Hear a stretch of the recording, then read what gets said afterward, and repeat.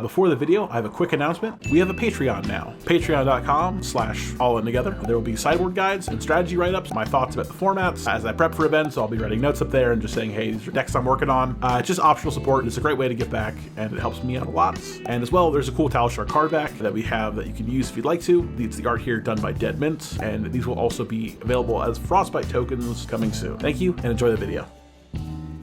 Hey everybody, this is Rob with All In Together. I'm back with an anniversary video to celebrate 1 year on the channel, over 1,000 subs, and a great way of support on Patreon. So I appreciate all the love. It means a lot. It really helps me keep you going. I've kind of taken a little bit of break just to kind of get ready for a exciting national season here. We've had kind of slowed down for these past couple weeks, but I'm really kind of getting ready to get back on the horse, and I think Jarl is a solid option, as we saw just this past weekend from Calling Sao Paulo. We had quite a few Jarls in top 32, depending on what the BNR looks like this coming week.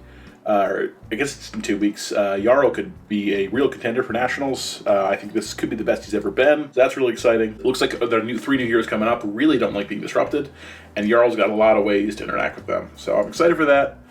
But the goal of this video here is to talk a little bit about a lot of our new players, especially for me locally, have just picked up the game and are Silver Age players, but Silver Age is getting, I wouldn't say left by the wayside, but it certainly is not a focus for the next couple of months here.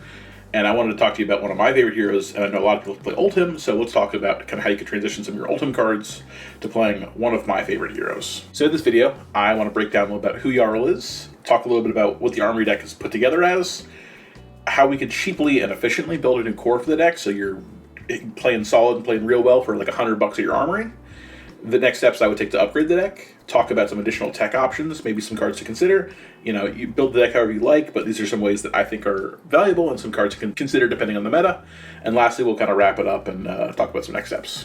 So as well, I want to give a huge shout out to everyone for the support on Patreon. It's been blowing me away. I really want to put out some more content on there, especially with Nationals coming up, and we get some big changes, I think, to some of the Guardians coming up. So I'm excited to see how this BNR looks like.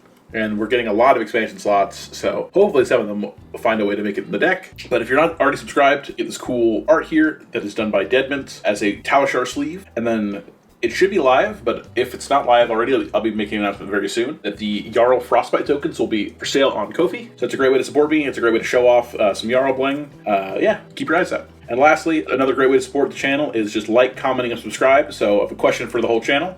If you guys can leave a comment here, is what's your favorite fab card that no one plays? For me, that's Mulch. I think it's a really nice CNC option, or like an Arsenal Disruption option. I remember when Jarl was somewhat newer, I was playing a really earth-heavy list where I was on Mulch, CNC, and Plowonder to really punish our auras for trying to set up and trying to do their combo into you, so they could really, very rarely kind of get off their big turns.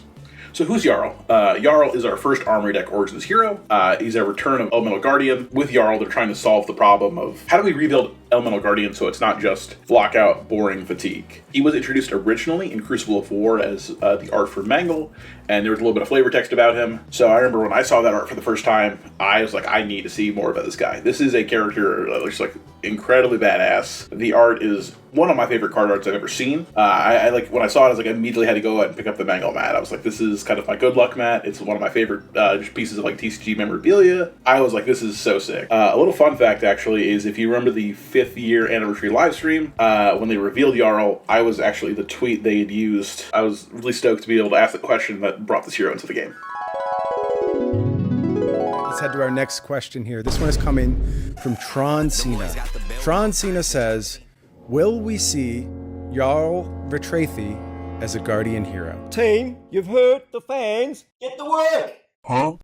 Jarl Vetreiði on deck, ready to go. So let's talk about what Elemental Guardian was, what Oldhim was. He was a very defensive and disruptive deck, but often he became just very defensive, especially with cards like Crown of Seeds, Rampart. Just so many prevention effects, so many blockout effects, and you could easily disrupt them with just pitching an ice card to Winter's Wail, basically taxing a lot of these redline decks a full card if they didn't block it, and if they blocked it, you know, they're losing cards or losing armor. So really powerful, just core kit. This was a very frustrating hero for a lot of people to play into. A lot of decks just couldn't beat Oldhim. You could make a mistake very early in the game and get punished for it. Like you could block wrong on turn 2 and lose the game on turn 32, but just not know it. You could have been dead for 30 turns and not even realize it. They changed this hero a fair bit over quite a few bannings, losing Crown of Seeds, Awakening, Winter's Wail, changed him pretty drastically, but because of his huge card pool, he's been pretty flexible over the years, kind of shifting from this very defensive, disruptive deck to a little more value kind of Bravo cosplay that we'll talk a little bit about in a second. Jarl kind of like is the next evolution of this by like, okay, we have this Bravo cosplay, we have this more aggressive Guardian, like how do we kind of keep impacting that with some ice game plans? So they're like, all right, what if instead of like blocking and disrupting, we want you to actively engage with them to force a disruption. So one of Guardian's big problems was they could just block out your big on hits with armor and just kind of punish you and you get buried in value. Well, Jarl kind of gives you a answer to that, is if they use this armor to try to stop you, you're like, that kind of completes my quest. So now all of my cards get additional effects, my weapon gets more powerful, and then kind of it's a great way for Mangle to be a power card for him, is to give him this quest and force your opponents to block, or you have cards that crumble that kind of set this up. So you could have another access to disrupt people on is by breaking problematic pieces of equipment. So cards like Compass, cards like Dynamo. Jarl kind of has these new ways to fight that Guardian has never had before. And then lastly, Ice and Earth is often what people consider his hero power. Love the hero, but like there are games where I'll just never get a Frostbite, and the game plan is not, I'm not thinking trying to get a Frostbite, just if we get a Frostbite, great, but it's few and far between sometimes. But his hero power often is just having a huge card pool and having access to Ice and Earth, especially kind of post Rosetta. We get these huge boosts to Earth cards in terms of cards like Felling of the Crown, Plowunder, Rootbound Carapace. As we kind of see the past couple of years, when you compare something like Oldhim in 2023, like post Outsiders, the Guardian card quality's kind of dropped. The metas have shifted a bit, but we'll look at a calling winning Oldhim list and then a very successful Jarl list back to back. You'll see that they're the same kind of hero, they share the same elements, but they play drastically different. Now that is something about to do with the meta, but it's also kind of just how the game has shifted over the past couple of years. So if we look at Pablo Pintor's Calling Antwerp 2023 list, this has got first place. This is all pretty much cards Bravo can play, bar Crown of Seeds. This is such a beautiful deck. I love looking at this. It's disruptive, it's aggressive, you have defensive tools, you can kind of actively fatigue people, you can just block out and defend. Playing very minimal Earth cards. Like he's just playing Autumn's Touch, that's it. And the only elemental cards he's playing are a blue 8 and a blue 6 for popping Dromai. He's playing Crown Siege just because it's, one of the best things he can play. This almost entirely is just like a Bravo deck now. Or like a Bravo could play this. Like you could swap in a couple things, but like this really just leans on how strong Crown of Seeds is. You get some really interesting things by like playing Anathos with Vambrace, especially in the mirror, where you can kind of trick the hammer up to 4 or 6 and then kind of stop their prevention. Really, really great mirror. It's a deck that's like really fun to go back and try to play if you have the time. I really hope we get to see this kind of Guardian style again soon, and I hope it's strong again one day, but we will see. Now, if you compare that to Teklo Foundry, he placed top 32 this past Pro Tour on a Jarl list. I think a lot of people were not thinking too much about Jarl in this past BT, but this deck lined up really well with Acilio. He had a really good record in Mario, I believe, and I think in some cases you can even beat the victors that they often don't expect you to be able to compete with. But if you look at the cards, we're playing Tunic, we're playing Titan's Fist, we're playing Pummel and Sink Below, but like there's very few cards that are kind of shared between the two of them. Like you see just like this huge shift in quality of the Earth and the Ice cards. Jarl really kind of benefits from playing these cards, where if Oldhim was around now, I'm sure he would be playing Felling, and like Dromai was a big reason why Pablo was playing so many blue 6s and 8s. But as you see just like this huge power shift away from kind of these Guardian cards to these proactive Earth cards like Felling, like Fruits. Spread Strength is a huge buff to this deck recently. So there's a couple different ways to play Jarl, I think, and this is more of like axes and sliding scales and not like a fixed kind of class. You play it this way, you play it that way, but like I think there's kind of 4 houses that you'll kind of pull cards from. You have this Earth mid-range, kind of blocking and just trading 2 cards efficiently. These more aggressive ice decks, they don't block too well, but they're very good at disrupting and taking cards from your opponent. You can play Fatigue and block out heavy, or you can kind of play this Bravo cosplay that the Ultim deck looked like from Calling Antwerp that Pablo played. So this is probably my favorite way to play him currently. Is like a very Earth mid-rangey, especially with Rootbound coming back. I would say you have like the best 2-card hands in Fabs easily with cards like Plowunder, cards like Felling of the Crown. Just these 2-card hands that take a card from your opponent, either stop them from having this powerful 5-card play, or kind of forcing them to really fall behind on tempo with like a small 3-card hand. You're doing efficient damage, you're blocking well, and in many cases you're doing this very uninteractive disruption, which can be very powerful in some matchups that you normally wouldn't have much play into. Being able to, as a combo deck, like these new combo Bolton decks, forcing them off of the arsenal that they're, they set up their Oath of Steel, they set up their big pop-off turn, and you're just like, nope, you lose that card, and you have to go back and find it again, otherwise you don't have enough damage to kill me. So it's really cool. I think it's Jarl at his best currently. This is probably Earth heavy. It can be a bit graveyard reliant, so it takes a couple turns to get set up, and they can kind of interact and disrupt you. But sometimes this deck can struggle to convert big hands. But I think cards like Fruits of the Forest and Sprout Strength have really helped it recently. Just playing more cards like those allow you to get more value. Everbloom Life is another one where you just gain life and you're able to cycle cards back into the deck. So I think this is probably the strongest way currently, and should be kind of considered as a baseline. When Jarl was unveiled in 2024, this was our first time having Ice back in about a year after Icelander and Lexi left. If you look at analytics of my channel and anyone else who makes Jarl content, I think the Ice content does the best, as people are really excited to play Ice. We haven't really had a lot of Ice. I know when Omens came out, a lot of us were expecting Ice to be attached to the set, which is a big bummer, but I'm hoping we'll see it soon. We're getting teased this Northern set, and I'm thinking that's where we'll finally get like an Ice Warrior, Ice Guardian, hopefully. But this deck is really focused on punishing your opponents with Frostbites and kind of getting rid of their equipment and just really kind of making value off of the quests. So great cards for this are cards like Winter's Bite, any blue Ice with Go Again. These turn Summon into a really powerful weapon where you can like Winter's Bite them to take a card from their hand, give them a Frostbite, and then swing Summon, so now you have to block 2 cards. Well, they have a Frostbite and they already lost a card from pitching to Winter's Bite, so now they just have to pass their turn. You took 2 cards out of their deck, and they just had to say pass go. And then you could just kind of keep doing things like this, just slowly grinding them out. I think that Summit is at its best kind of beating down aggressive decks and just constantly providing a disruption turn over turn over turn. I found success with it in some Assassins occasionally. I think it's a card I want to have played with more. I don't think it's the strongest card in this card pool by any means. I miss playing with it, but I hope one day we find a way to make some at work or get some kind of retrain for it. But this is Jarl's kind of most unique axis of disruption, is these tax lines where no other deck can really do these things. And a lot of decks are playing on very tight resource curves because Ice isn't as common as it used to be. I think when Icelander was around, you'd have just these decks play these very inflated blue and yellow counts to just make sure they had enough to what they would need. But this deck can struggle because it can rely on 2 blocks and it can get outvalued by these big mid-range decks. I think like you would really struggle with things like Victor. And I think like even like an Earth-heavy Jarl will probably beat definitely like an Ice aggro list. Fatigue is probably the most classic and most well-known and most successful Jarl. Beloved by some and hated by many. This is really about outlasting your opponent by blocking out, gaining as much life, really stopping your opponent from doing their game plan, and just forcing them to eventually just run out of cards and you win by default with your hammer. Great cards for this are cards like Fiddler's Green, Rampart of the Ram's Head, just efficiently blocking and gaining life and making sure that you just have more value out of your deck than your opponent will ever get. This is a great way, especially at a local level, I think, to win events. A lot of players can't beat Fatigue. This is something that I think one of the first big level ups of a player is learning how to beat Fatigue, learning how to get the most value out of your deck, setting up these big 5-6 card plays, wait for them to brick, they can't disrupt, and then you just blast them. It can have trouble beating good opponents, is that problem, is once those players level up, you can struggle into beating those players who know how to beat you because the game looks very similar each time you go and kind of play it back and forth. And, you know, when they've set these things up and they know what to do, you can be in trouble. And the big thing with this is when you start to play against the kind of setup decks, this deck can't convert offensively at all. This loses into these big board setup decks where it's like almost like a 0%, where you can sometimes just like shut out other decks. They kind of flip that matchup onto you. So if you're okay with kind of a varied matchup spread, I think Fatigue can be a very good option to play. And then lastly, let's talk about the Bravo cosplay. This is kind of the big red generic go-agains, cards like Zealous, cards like Rouse, playing your big blue 8s, cards like Cranial Crush, Disable, Macho, just really beating down decks, just having these good deck value. It's a very straightforward game plan, but I think recently the deck's been power crept. Our equipment is solid, but it's not quite where it used to be with this, so I hope this is an archetype that LSS will revisit one day, and we get kind of a return to glory after Guardian pretty soon. Where does that leave us with the Jarl Armor deck? What kind of deck did they build for us?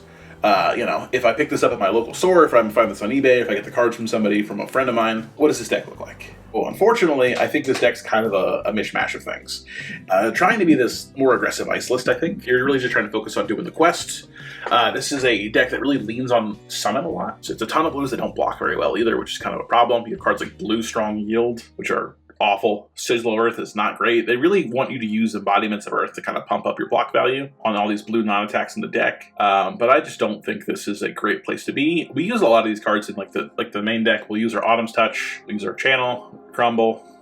Frozen to Death is phenomenal. Winter's Bite, Winter's Grasp, Unforgiving, Unforgiven, and Mangle are all pretty reasonable. And like I would consider playing Icy Encounter in some decks. Exposed has a place, and I think Snow Under, as we get some more ice, especially Icy One Arsenal, I think is a pretty reasonable option. I wish Polar Blast was a little bit better, but I think this is not like a terrible place to start. But I think there's a lot of things we can upgrade on the deck and make it really playable for pretty cheap. So let's talk about kind of a new core we're going to build. Should be about $90. I priced it out on Fabruary.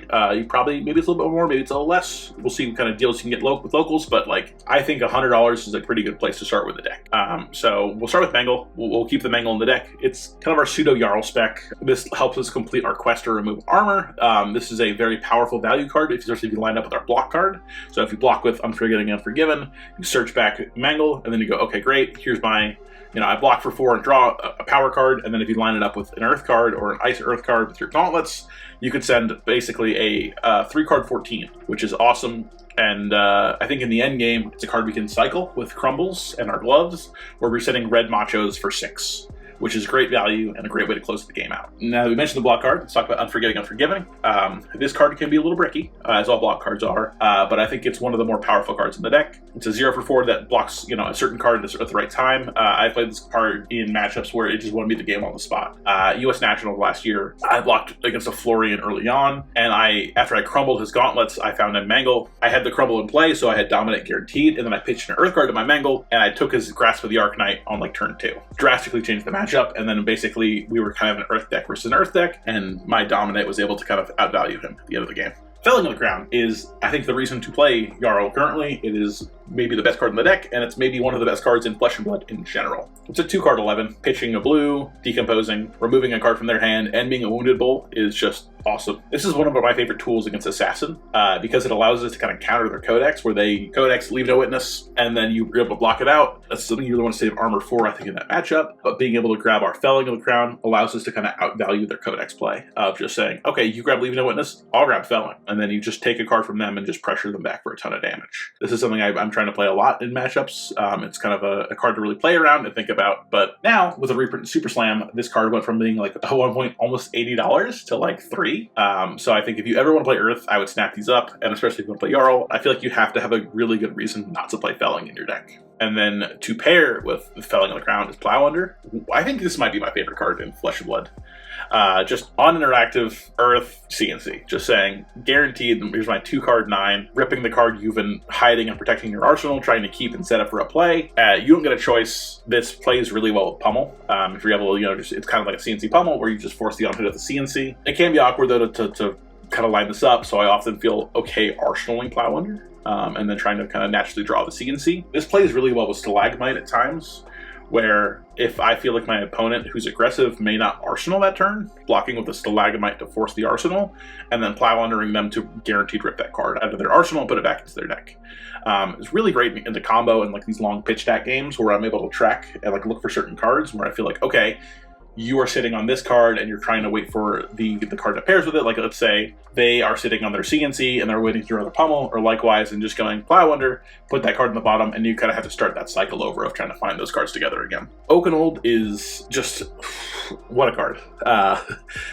Probably maybe our best attack. It requires the most work, I think, to make the cards work out of anything else. We play it better than Oldhim ever did, with the additional Crumble in the deck. I miss having Crown of Seeds. Would have been really cool to play Crown of Seeds with Oaken, but I think this is the reason why we play Ice and Earth cards in the deck. Crumble and Pulse are just best friends with this card of just like arsenaling that Oakenold and finding the Crumble, finding the Pulse. I think players will often, like if you watched the Calling this past weekend, Vitor was often IPing a Crumble or a similar card to find Oakenold. Or just like waiting for that turn, we're like, all right, Oaken is how I win this matchup. Oaken is what I need to do to be successful here. This is a great thing to learn a pitch stack with as well. Learning to where your Oakens and your Crumbles are and kind of tracking them and thinking about where they are. I've won a lot of games where I've pitched an Oakenold and I know my Crumble's my next card, so I can go Arsenal on the Crumble and like block in a way where I can convert that hand, or just like knowing that, hey, if I sink below here, I will draw the other half of this combo. So let's sink below, bottom a card, find the card I need. Great. It's also an incredibly funny card to pummel. If your opponent blocks with a card and armor,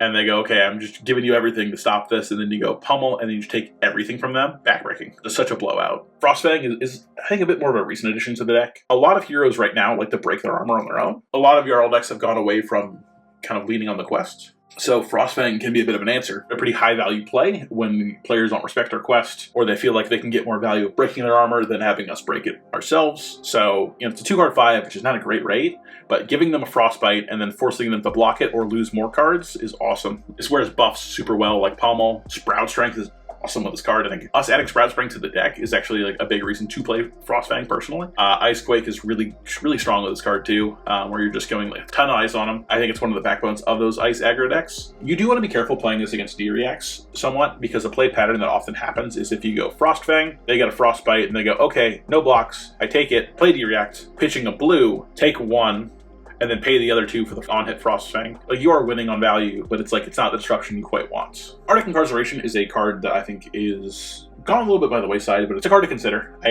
have 1 in this list. I think you can take it out whenever you feel like you need to, but it can be a time walk against some decks, really blue light decks, like our Syndra and the old Aurora lists. You would just play this, especially if they had an open armor slot. Giving them forced Frostbites can often just time walk decks. It's a 1-card disruptive play, just kind of you can either leave this in Arsenal and wait for your turn to block out and just go, okay, get off me, or it's a great way to just go Arsenal Disruption, set up like a pummel, then kind of wait for your turn. This can be really awkward in multiples, so we're only playing 1.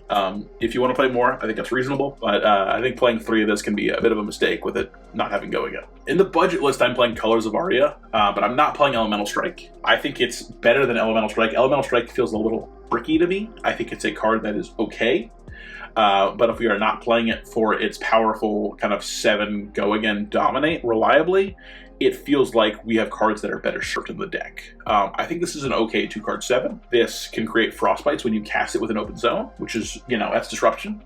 It decomposes, it works with channels, but it doesn't work with fusing. So you're able to go decompose to Felling, decompose to Rootbound Carapace. You can power up your CLFs with it. So it's a kind of like, it's a good utility card. It's a card I think will ultimately gets cut as we build this deck out a little bit more, but I think it's a reasonable option. I think maybe it comes back in some metas, but it's a 3-block Earth card. It's also kind of an ice card. Like, it just kind of does everything. It would be great if it fused Oakenol. Like, that might be a little broken, but it's great. And I think if you keep playing with it and you like it, I think it's a solid card to kind of include for Jarl. Sprout Strength is, I think, our newest, and it's our best addition from Pen. Maybe the Hammer's better, but Earth can often get these hands that just don't convert, especially when you strip tempo. So, like, towards the end of Florian's life cycle, you were playing just a lot more head jab effects. You were playing a lot more cards that kind of converted and powered the deck out. Like, this card would have gone crazy in Florian. This is an Earth Nimblism / head jab that works on everything. This works on hammers, this works on big attacks, this works on little attacks. The big thing here is we have a lot of on-hits or, like, powerful disruption that Sprout Strength is just so good on. So if I just Sprout Strength the CNC, that's like just 9 damage is so much harder to block than 6. So it's a great way for Jarl to convert hands.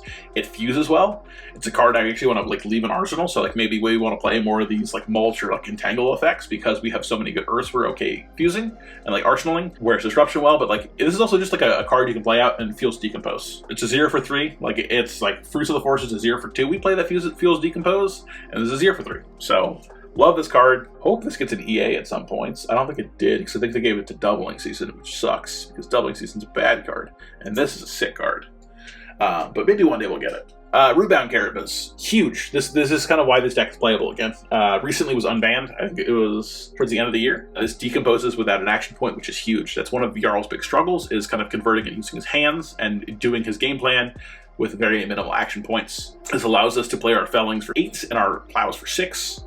And allows us to play, I think, the best boots we have access to, which is well-grounded. This card is a favorite, a staple on Earth. It was so good they had to ban it. So glad to have it back, and we always love just having a great D-React that also just has a bit of utility to it. Sink Below is just, wow. I think this card goes in just about every deck. I think it's very rare that I play a deck that doesn't consider Sink Below. This might be one of the best fab cards ever made. Just a great 0 for 4 rates. It fixes our hand, blocks on defense, covers on hits, gets around dominant. Like, it's just like, what doesn't Sink Below do? It doesn't convert on offense, but like, this card's just so powerful. Huge fan. I will always play this, especially for budget decks. Like, you can't go wrong grabbing a Sink Below. It's so good it's banned in Silver Age. Staunch is our big cousin to Sink Below. It allows us to go 2-card 7 on defense. Can be a 3-card 10 if we choose to. Really covers up these big dominated attacks. Can counter like these big reacts like Arachne can play at times. It's very card efficient for fatigue matchups. If you pitch 2 cards to this covers Oakenol. It just has a lot of options. This is good for the like victors where they go, okay, here's my Golden Sun for 10. You just go, here's my Staunch for 10. Arsenal Pummel, pass. I dare you to convert. It's really good in these matchups where they have struggle converting into you as well. Fiddlers is really good. Life gain is, I think, something we've seen over the last 2 years, just how good it is in Fab. This is a 0 for 4, and this allows us to kind of cover on hits, covers daggers, can be discarded for value off things like Codex, off other on-hit effects like a Pummel. Fiddlers is sick. So we can kind of counter discard, cover breakpoints, get value. This is great for Arachne. This is kind of mainly why it's here. It's for Arachne, but also when you want to be defensive, it's a good option. Remembrance is our fatigue insurance. This brings back kind of our 3 best cards. It's awkward to play in the deck at times, but on these slow matchups, you'll often find you have space to cast it. I'm looking for cards like Oakenold, Felling, Terra Sunder, CNC, Mangle, just anything that's like really powerful in the late game where I can rip cards, present just a very high value attack. So like Mangle coming in for 10, or Oaken coming in for 9, Felling coming in for 8, where it's just like you're just fatiguing them out by forcing them to block, or just doing these big chunks of damage at once, keeping those cards back in deck. Occasionally I will grab a Crumble back, but there's other cards that can help us recur Crumble. Autumn's Touch, this is a blue 3-block Earth card. Those are great. This was so good it was banned, but it's just a good resource. Fuels Decompose, not much more to say about it. Channel Frigid is our disruptive ice blue 3-block. I think this is a misunderstood card in this deck.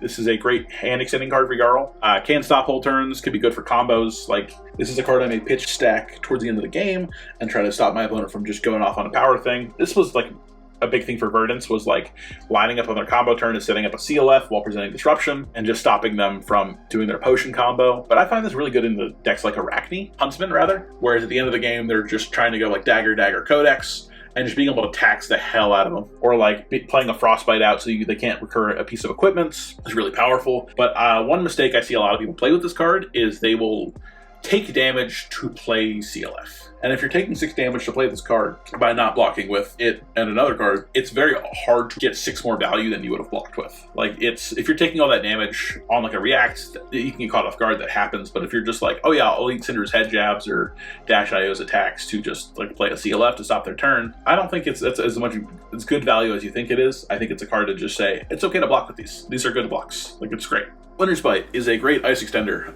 Unfortunately a 2-block, which kind of sucks, but when you complete your quest, it's a 2-for-1. Basically forcing them to pay a card as long as they don't have a tunic counter, and then taking a Frostbite on their next turn where they're playing these typically very efficient lists. They don't have extra kind of pitch floating around. So you can just basically take 2 cards by casting this out. This is a card where, unlike CLF, I would consider blocking with primarily. If I have room, I will look to cast this Winter's Bite. I'm not taking too much damage. Sometimes you just get, like, it's a great arsenal target where you get a little bit of space. You go, okay, I could go Winter's Bite, take a card from you, and then I can Felling, or like send a CNC. Super good card. If they ever give you space, it's a great play. Glacial Footsteps is, I think, my preferred blue 8 in this deck. It's a great game ender. It's a 8 power blue. Sometimes you get value on turn 0 just by going Glacial Footsteps, show you Icequake, show you Winter's Bite, arsenal that card, kind of like show you Frostfang. That's sick. This card is very funny to pummel. If you like a pummel in arsenal, you go Glacial Footsteps for 8, dominate, fuse the ice card, and they think you've kept the ice card to fuse. You did, but now you can just use that fuse card to pummel. Insane value. So 12 dominate with a on hit's pretty sick. Yeah, blue 8s are good. Frozen to Death is another great ice blue 3-block. We've kind of been giving a ton of those lately. I think we have more than we need currently, but if we get more like ice cards that we actually want to play, I'm happy to play more ice cards. This one's solid. It's a key card in some matchups where we just need to consider breaking pieces of equipment. So Gravy is the primary one where we want to break the compass, and being able to Frozen to Death versus Mangle, where like we can guarantee a compass break, is much better than just like gambling on them not having a react. This card is so powerful and will always be a staple of Jarl. Turns on Titan's Fist, does a lot of things, blocks 3, non-attack, it's solid. Very good into some like matchups you're trying to fatigue or be defensive on, like if you're like into Bolton, they're in these very combo-oriented builds, just ripping equipment from them like their chest, huge. Another blue ice 3-block. All these blue go again ice actions. Once we've completed the quest, it kind of gives us the option to go Frostbite, go again, which is just solid disruption if they ever give us the space. There are times where it's not super efficient to do that at the end of the game for like fatigue math, but this is one of my favorite cards for closing the game out in Jarl. You can often snipe a victory. Warriors can grind us down, and if you're able to snipe a piece of equipment where you go Channel Mount Ice and now you have a Frostbite, and then I go pitch like CLF to my gloves and pass. And then not giving decks a chance to play a D-React, or just like a chance to act on your turn. They can spend their instant, but if they don't have an instant, you can ping them for 1 and there's nothing they can do about it. So It's a card I like, and I've won more times with it than I thought I'd ever would. Winter's Grasp is it's just like Autumn's Touch, but a little worse. We have plenty of Ice Blue 3-blocks. We don't have a ton of Earth Blue 3-blocks. So it stays in the deck for now, but will not last long. Blizzard is a really interesting card. This allows us to give a Frostbite on the opponent's turn if we've broken equipment, and also tax them for Go again. This is a great anti-Go Y card. Very good instant speed disruption. Can be awkward in multiples as it is a 0-block, but it's a card that can be really powerful to leave in arsenal and wait for a Go turn and then really punish them by taxing them heavy. A lot of decks that can be like destroyed by this, like these like ninja decks, will sometimes try to set up potions, like an energy potion, so that way they can kind of play around effects like Blizzard. So it's something to keep in mind is like when you're playing this, think about what your opponent could be doing. Pulse of Eisenloft is insane. This card is nuts. They don't make cards like this anymore. They kind of do, but they're not for Guardian. Smile. Pulse of Eisenloft is crazy. It's a above rate blue D-React, creates a Frostbite, fuses Oakenold, pumps your other cards. Like, I think it's a piece of text people, like, I often don't see, like, talked about much, is that it's a 2-card block. You can pay 1 for, like, I don't know, an Oasis, your shield, whatever. And then, like, your other elemental cards, which you're playing plenty of, are now 4 blocks. That's sick. That's so powerful. Fruits is awesome. Life gain is broken. We've talked about that before. It's a awesome bit of hand extension. Just like it's a blue head jab for 2, kind of. If you squint, like it's just value. It feels your decompose as well. This is a great card to fuse your Oakenolds with. So if you go like Oakenold fusing Fruits, fusing Frostfang, discard Fruits, gain 2 life, and now I just arsenal my Frostfang, and I'm just like, cool, here's my 2-card 9 that takes 2 cards from you, so it's like what? Effectively a 2-card 16? Something like that? 2-card 15, 16? That's crazy. But yeah, love this card. This is kind of an Earth mainstay that will be here forever, probably. So tomorrow is kind of a blue Remembrance. It's a little bit on color. I think if Remembrance gets banned in 2 weeks, Lord willing. Oh my god, bro. Oh, hell no, man. What the fuck? This is a great option for us. This can be our first decompose when it banishes itself. So we're able to set up where Fellings and Plows will always hit. This allows us to recur power cards. So things like Oakenold, Felling, Plowunder are kind of our big targets for this one. So, and when it pitches the cards to the bottom, it always goes to the bottom of your deck. It doesn't shuffle in. So if you keep track of your pitch deck, so if you like pitched a Crumble, you can kind of put these things together and think about that. So it's a smart way to kind of set things up, kind of build a pitch deck. Tear Asunder is maybe the best Guardian card ever printed. That's not a spec. It's a blue 3-block non-attack that allows us to extend our hand and just turn disruption on anything. Just such a cool card. Allows our hammers to become disruptive. Allows you to just like turn like Mangle into like 11 Dominate. On hit, rip 2 cards from you. It's a 5-card play, but it's like kind of crazy. Great in the end game if you're just like trying to strip cards from people. Like if they're just have a couple cards in hand left and you're just trying to fatigue them out, just being able to rip all their cards out. Awesome. If they give you the room to cast this early and you can strip armor, that's also a great way to kind of do your quest. All right, Exposed to the Elements. This is one of the cards that comes in the Armory deck that I think a lot of people will cut pretty quickly. I think there is some merit to play this card. It's instant speed armor removal. It's hard to play around, especially because like I think this gets stronger and stronger the less people remember this card exists. I've talked to a lot of very good players who don't even know what this card is or what it does. They weren't around in Aria. They weren't around for these kind of Starvo mirrors where you're trying to snipe a Crown of Seeds or something like that. It can be swing matchups at kind of a moment's notice. Like if you're playing against a Tekla Vossen, and he's just pitched out, he just, swings to the Terminator tank, and he has nothing left. You go, okay, cool, I'll just pop your chest, or like pop a piece of equipment. And now he's just kind of, just a much weaker deck for the rest of the game. So, it's costly to play.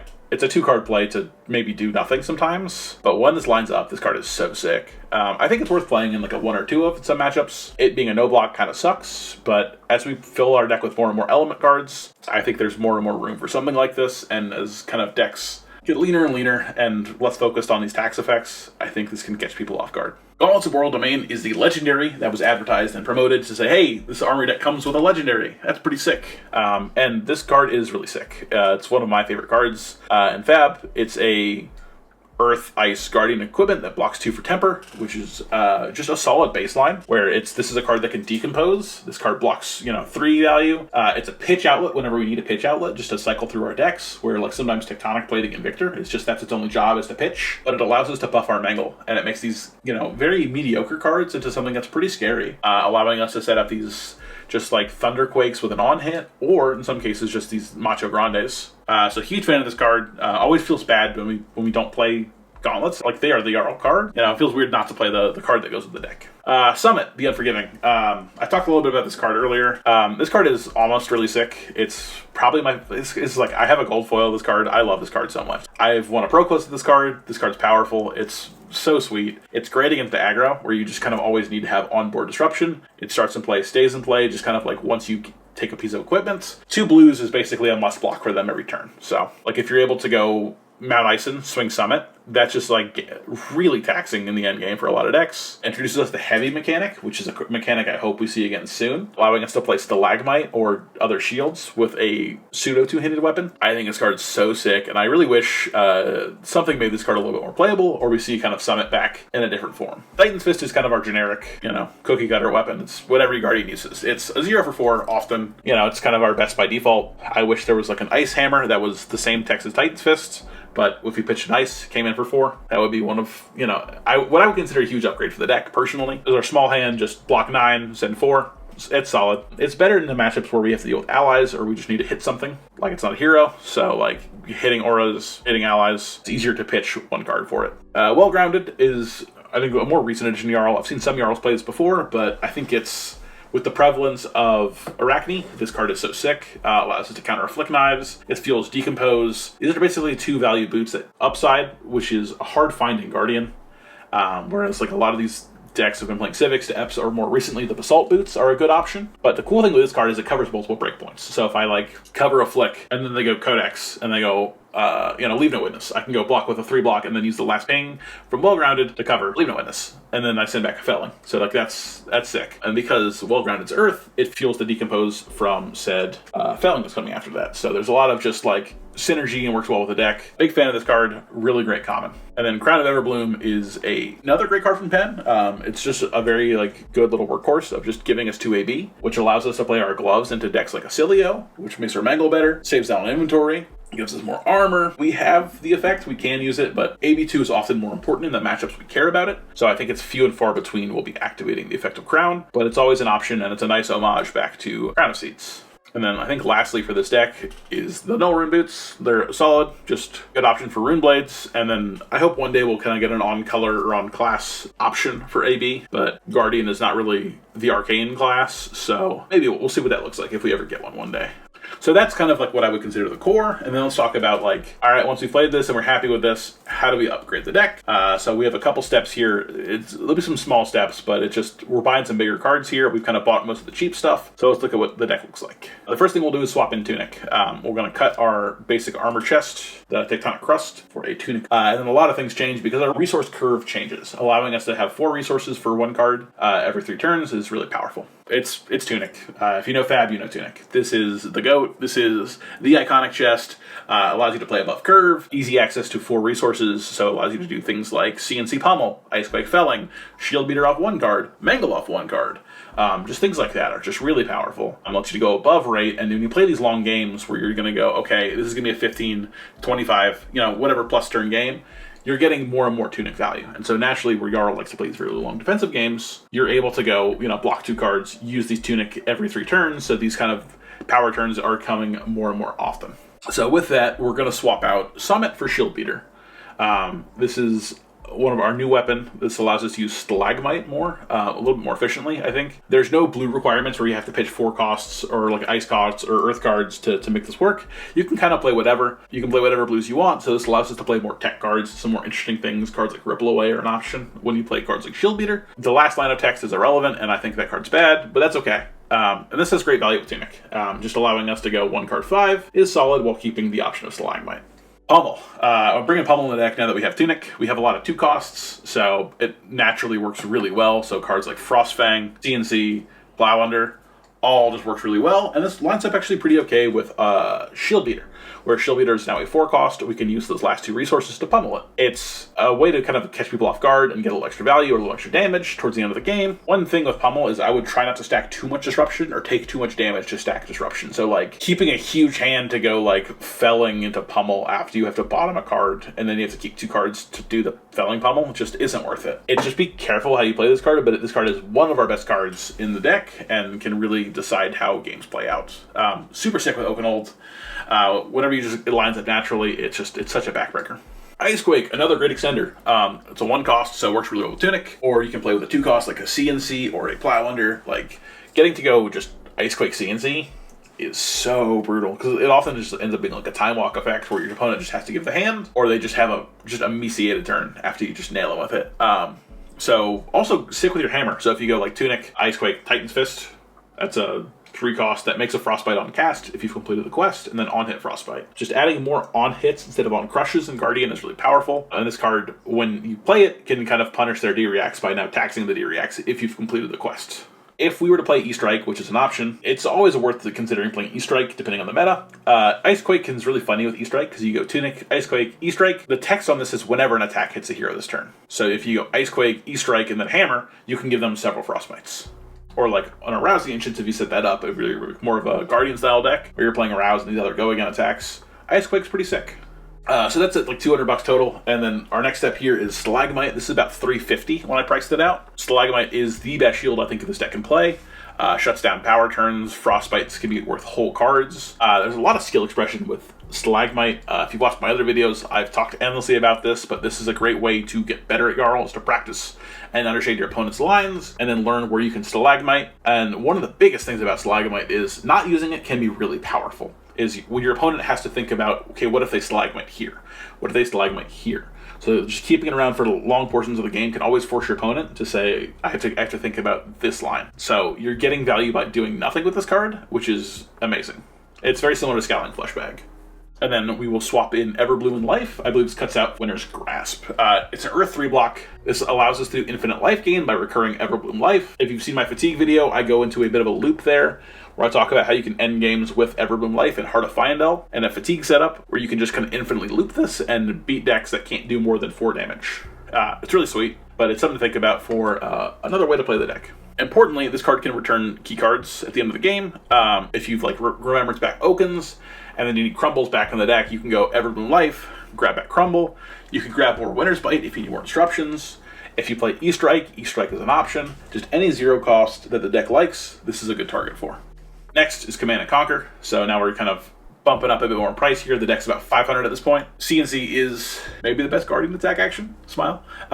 This is great. D-React hate. A lot of decks like to play D-Reacts into us, so it's a great way to punish them for playing Reacts. Either you catch it in hand or catch it in Arsenal. It's a great kind of 2-card play to stop people. It's a nice little tax of saying, nope, you got to slow down a little bit against me. Pairs incredibly well with Pummel. I don't know how many times I'm going to say this video, but like so many of our attacks just sit well with Pummel. It's a nice 3-card 17. If you go 10 damage, take your Arsenal, take a card out of hand. That's basically like 16 or 17 value. Just tons for if you line up with Tunic, a 3-card play. That's really kind of where you gain a lot of value to these decks by these huge disruptive plays that rip cards from them and do tons of damage. Command and Conquer Pummel is something you should try to line up more and more as you play Guardian. The next step is we will swap out the Olin Ice Cap for Crown of Providence. This puts us to about 580 at this point. I think this is Fab's just generic hat in the game. Importantly, allows you to dodge 1 Command and Conquer. Just saying, bottom of the arsenal, draw a new card. I've won Guardian Mirrors because I've been able to sniff out the CNC Pummel and line up the Crown of Providence for that turn. I was just saying, okay, your 3-card 17 or 16 or whatever is now just like a 3-card 13. So Crown of Providence effectively blocks for 5, and then I can take that extra card and just discard it. No matter what it is, it's like, okay, cool. That's just kind of like, you just take the Arsenal, or you just take this. It's just, your play's strong, but it's not nearly as strong as it used to be. And this allows you to kind of fix your bricky hands. It allows you to fuse poorly one time, where you can like fuse an Okenold and just toss a crap card in there and then get it back another way. A lot of skill expression with how to use your equipments. Great card, just kind of practice with it and learn kind of when it's important to use it, when it's not, but it's always kind of a nice get out of jail free card. And the last card we're going to add to this list is Imposing Visage, which puts a final total of about 650. It's crazy how expensive this card's gotten. Most Guardians play this card now, so it's just kind of a requirement. And it's only an Everfest, so it's just like one of those Everfest cards. It's like $30. But it's a blue 3 block that has Go Again, which Guardian just likes to play. This allows us to find important auras, so like occasionally you'll grab like a CLF with this, but more often than not you're grabbing Crumble with Go Again to break a piece of equipment or to like chip equipment and then set up Dominate for the following turn. This is good turn 0 value, so this allows you to effectively have 6 copies of Crumble in the deck when you're looking for turn 0 plays.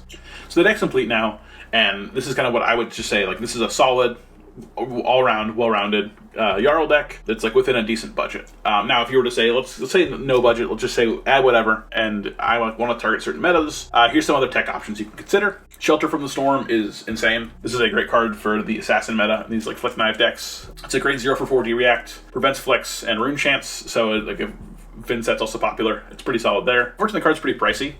Like it's like 80 or 90 bucks still after it's been reprinted already, which sucks. But this card can absolutely lead to blowouts where you just they need the flick to get the mark to make their turn work, and then if you're able to discard this, it's super powerful. But often, like 90% of the time, I'm playing this card as just a block 4. But every now and again, it's pretty impactful. So be careful with it. But it's more often than not, especially if you're budget minded, Fate Foreseen is often the same card for pennies on the dollar on this one. Heart of Fyendel is a great option if you are trying to play Fatigue. I would go far to say is it feels like it's required for Fatigue. This allows you to kind of out mid-range as well by just like pitching out and getting additional value every deck cycle. Repeatable defensive life gain is really powerful. It's part of why Oldhim and was so broken and so strong for so long. So it's a card to consider. It's pricey, understandable, but it's an iconic and powerful fab card for a reason. If you want to play Jarl for a long time, I think it's a good card to have in the collection and always kind of consider as an option. Midas Touch is another great piece of ally hate. It's, I think, our best ally hate currently. Maybe we'll get more in the future, but as of right now, this allows you to kill angels for free. It's a 1 cost for Tunic, so you can go Tunic, kill an ally, swing a hammer, kill 2 allies is a great 2-card play. And at Pinch, this can hit anything, so like Chum gives them a lot of gold, Whaler gives them a lot of gold, but if they're at the end of the game and they're just out of gas and they're just trying to kill you with Whalers, just popping the Whaler is, if they have 6 gold but like nothing to spend it on, gold's not too strong. Another option in the slot would be Pilfer the Tomb as a blue way to remove allies in the graveyard, but that doesn't kill angels, so we still want to think about Prism. Balance of Justice is a great piece of equipment, but I don't think currently needs a ton of play. If Brute comes back in a strong way, it's a good option. It's good in the Pirates when they like to draw cards. Guardwall is nice where it just doesn't break immediately when we block with it, so we can kind of block and then use it when we see fit. But if draw is prevalent, this is a good option. Yeah, but it's pretty expensive, and I just like don't see the value in it currently. But if you're kind of building your fab collection up, it's a card to consider. Rampart is another great Guardian defensive tool for Fatigue, and I think it's also really good in the Gravy. It's just repeated defensive block value. Something I've talked kind of several times about in this video is just being like, this is really good if you can keep cards in deck and block with them. It allows you to cover breakpoints. Really good in the decks that break chain. I didn't realize this when I first started playing the game, but whenever you block with this, you can pay 1, and then it keeps the value. So it's like if you block with it 1 time, pay 1, blocks 1. And then if they break the chain and do something again, you can either block 1 again by not paying anything, or if you pay into it, now it blocks 2. And if they just keep breaking the chain, you just get tons of value. So it lines up really well in the Gravy, because he has all these little 1s and 2s that kind of are like these little things that chip at you, all these blue attacks. But if you Rampart, and then he breaks the chain a lot. So like you're able to just kind of keep using these cards, and every card in that deck and that matchup matters. So like using a full card to block a blue Golden Temple is bad, but if you're able to go like pitch Heart or pitch Tunic, Rampart, that's pretty good value. And then you'll be able to block again later when he swings an ally. Sledge is the big cousin to Shield Beater. Can be a 1-card 6 with Tunic. In some matchups, this is a consideration if we just need to have more pressure, if we need to have more value into these Guardian Mirrors. So it's kind of a bit of an arms race. If they have Sledge, you kind of want to have Sledge. If you ever can get Go Again, this card's sick because they misprinted it initially where it was supposed to say once a turn action. But if you just have a Quicken, or if you're able to get Go Again somehow, we don't do that often, but if we do, you're able to go swing Sledge as much as you'd like. As many action points as you have, you can swing Sledge. So pretty sick. Also a great pitch stack tool. This is something that I think people don't talk too much about, is being able to go pitch 4, you pitch blue and a red, so you're able to set up these powerful late game stacks, which makes kind of these a really good tool in Guardian, but Shield Beater kind of does that in a similar aspect, so they're both options. Coronet Peak is a interesting ice legendary that we have access to. I've played this a lot in Fatigue Jarl, whereas if I don't want to swing hammer at them and I want to just kind of tax them every single turn, this prevents them from sitting up 5-card hands, basically, is you're able to just go pitch a card, you lose a card. Pitch a card, you lose a card. So blocking 4-card hands is really easy, but blocking 5-card hands is tough. So if they ever give you some kind of extra space, you can Coronet Peak them back and kind of tax them out. A lot of decks will try to play Tunic to counter to this, so there's kind of a bit of a push and a pull there. It's a option for us if we get more defensive, or if you want to play something like Summit, where you just have your weapon needs 2 cards, and your 1-card play now becomes Coronet Peak. Quick Dodge Flexors is another great piece of armor that we have access to. It's a good generic. This is really good if the meta gets super wide. It allows you to convert your blues really well into defensive tools, so if they go like 6 wide, you can make 2 blues basically 12 block, which is awesome. This plays really well with Tunic though, whereas on like a reaction speed defense, if you like Kasai Blade Flurry, so you can just go, okay, Tunic, Quick Dodge Flexor, cover it. I also see this a lot with playing with Pulse. So if you need to like block 8, you can go play Pulse and then use the spare Tunic or spare resource, quick dodge something, cover 8. So it's a good option there. So just finding a way to pay the 1 without having to spend a full card on it is important. Sigil of Solace is a great option. A lot of Jarl decks play this. It's a 0 for 3. It's good. Life gain's good. It's always 3 value. That's awesome. It allows you to do some instant speed trickery where you can play this in Arsenal. You can let yourself get CNC'd and then go Sigil. Things like that where you can bluff like a pummel and then play Sigil. So you force people to play in odd ways when you can kind of play instant speed, which is something that Guardian can't often do. But when we're able to do these things, we can force people to make mistakes and then take advantage of that.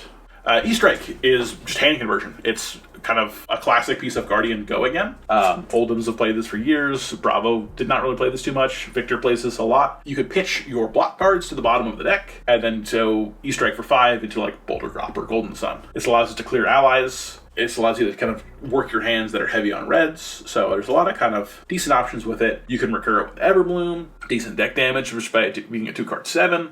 It's just kind of a good generic Jack of all trades card. It can be a bit expensive, but it's always a good option for us to consider. Rouse the Ancients is if you really want Go again, you can build your deck to be playing with Rouse the Ancients. You do need a lot of these big blue 8 to X. So like I've played with Rouse the Ancients before where I had like all of the blue 8s and blue 7s, and then I played them with like Fruits of the Forest, Autumn's Touch, and then some other like high power Guardian attacks. So it's not the most consistent, but if you really want to pressure people as Jarl, I think this is a good way to do it. And also you can kind of learn to pitch stack this by, pitching Rouse between 2 Thunderquakes. Here's a Glacial Footsteps and an Autumn's Touch, then a Rouse. Like you're just putting these things together for the end game and setting up these turns where you go, okay, you've given me space, here's 15 damage. To continue on that, blue 8s and blue Disable. Just these are great cards that fuel Rouse the Ancients. They're good into Phantasm if like Dromai comes back and we need to pop allies, if Prism is a big part of your meta. And they also kind of convert your blue hands pretty well. Like if you just go 3-card 8, it's not great, but it's better than 4-card 5. So, just something to consider. They don't really play the best of the element cards. We're kind of having 2 separate decks kind of clash together. But there are some ways to make it work. But if you're heavy on the elements, you kind of don't get to play these cards as much as you'd like to.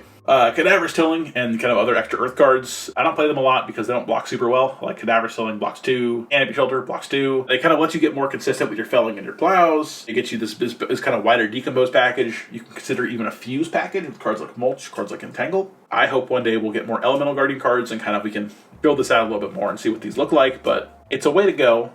I don't know if it's the strongest currently if we kind of add these extra cards in there. Mulch, I talked a little bit about already, but one of my favorite cards that no one really plays. It's a budget CNC. It could be a 2-card off a Tunic, and then you could show them a felling on the ground and say, here's 8, or you lose your arsenal. Super sweet, and then you just like follow up with a big earth card.